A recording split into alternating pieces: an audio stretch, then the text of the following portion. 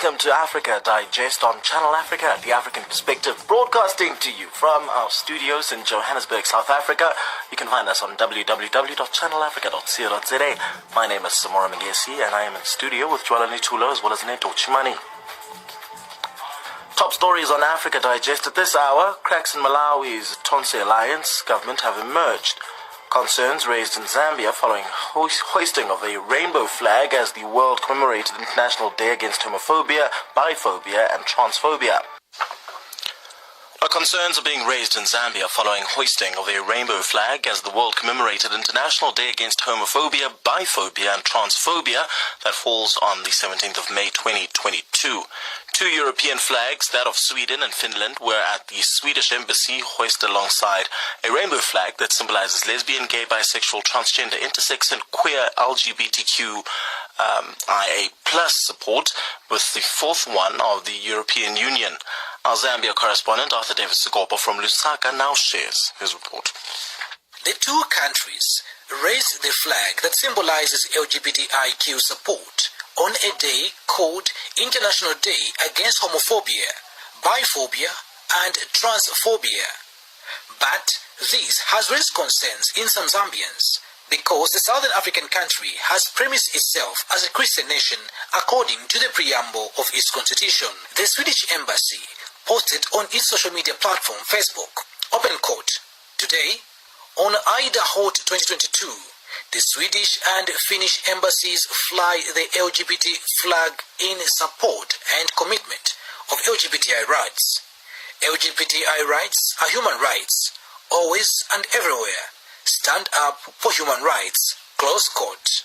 From about 700 comments on the post, about 500 were against, as some ushered insults and derogatory language, while the rest supported and okayed the posts. According to Emmanuel Mwamba, an immediate past Zambia's ambassador to Ethiopia and permanent representative to the African Union, the act of the two countries breached Article 20, which talks of hoisting of a flag of the sending country only, other than anything else, under the Vienna Convention of 1961. You are not allowed, even as broadcast stations, to promote homosexuality. It's still against the law in Zambia.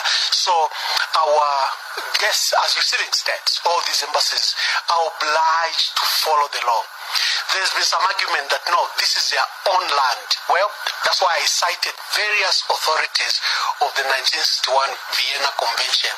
First of all, you cannot abuse the embassy premises or the residence premises or any place that enjoys diplomatic immunities and privileges to, for example, do something unlawful. Ambassador Mwamba further quotes Article 41, Clause 1 of the Vienna Convention, which talks of privileges and immunities granted to a sending country in a receiving country, and that these immunities should not interfere with internal matters of that particular state. So I said they breached that regulation because the regulation requires that you respect.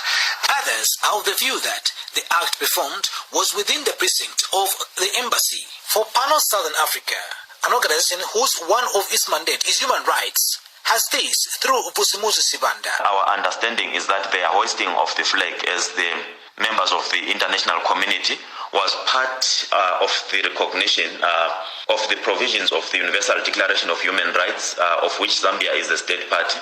In as much as currently our laws, our traditions, our values, they don't recognize that, but the reality is they are there and they are in our midst. We need to openly engage. Otherwise, as an organization, we are confident that the cooperating partners and the government and other stakeholders will be able to engage on the concerns that have been raised by the different stakeholders. The United Nations, UN, recognizes the International Day Against Homophobia, Biphobia and Transphobia as a day to celebrate diversity and raise awareness of human rights of lesbians, gay, bisexual, transgender and intersex or LGBTIQ plus people. According to a 2020 report, the UN says LGBTI people still face serious challenges in their everyday life, with 69 countries still criminalizing same-sex relationships. Millions of lesbians, gay men and bisexual people live in fear of being who they are and showing whom they love. Loosely, the gay acts are considered as unnatural offences in Zambia, though the raising of the flag could only be said to support human rights of the LGBTIQ community. Those that are arguing are raising the Christian nation issue, while others are basing their argument on the Penal Code Chapter 87 of the laws of Zambia, under Articles 155, 156 and 158, where it states that it is an offence for anyone to promote, practice or indeed support unnatural offences, in which gay practices are considered, and anyone found wanting is guilty of a felony and liable to imprisonment for 14 years. But for the Zambian government, the raising of the LGBTIQ flag is seen not as an offence or breach of international protocols, according to Minister of Information and Media, Chushi Kasanda. That was not something that Zambia asked them to do, and besides, they were doing it those were their rights, really. That's their democratic right as that embassy. And because they're not doing it locally, I would say they were not doing it locally, or they're not doing it within Zambia. They were doing it at their embassies. If they did it, for example, at the statue or something, I think that would be wrong and wouldn't allow it, because we are a Christian nation. Meanwhile, some background check shows that this is not the first time the raising of the flag is being done, as it was also done in 2021 on the same date in the same month. Reporting for the SABC's Channel Africa in Lusaka, Zambia, I'm Arthur Davis, Scopo. Now, today is the last day of the Sustainable Energy for All Forum taking place in Rwanda's capital, Kigali.